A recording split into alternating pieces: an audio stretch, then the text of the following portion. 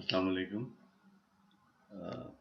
बच्चों, आज अपने रीडर्स में से एक रीडर हम पढ़ रहे हैं, बंदर और खुबानियाँ। इस रीडर के सरे वर्क पे आपको नज़र आ रहा है कि कुछ बंदर दरख्तों पे झूल रहे हैं, कुछ बच्चे नीचे खड़े हुए हैं जो उन्हें देख के हंस रहे हैं, और दरख्तों पे कुछ खुबानियाँ लगी हुई। चलिए आइए देखते हैं कहानी में अंदर क्या लिखा है। हिरा, निदा और आली अय्यूबिया गए। हिरा, निदा और आली अय्यूबिया गए। अय्यूबिया में उनके चचा रहते हैं। अय्यूबिया में उनके चचा रहते हैं।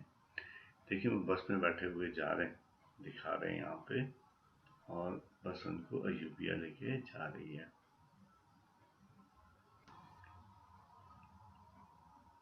चचा का घर एक गांव में है। चचा का घर एक गांव में है। गांव के इर्द गिर्द सरसब्ज पहाड़ हैं।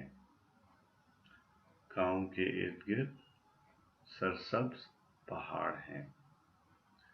अभी हमने पढ़ा कि बच्चे जो हिरा,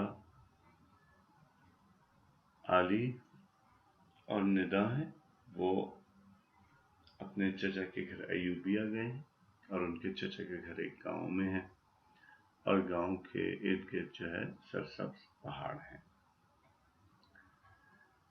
अच्छा, आखिर में आपके लिए कुछ जोड़ और तोड़ बनाने का काम दिया गया है।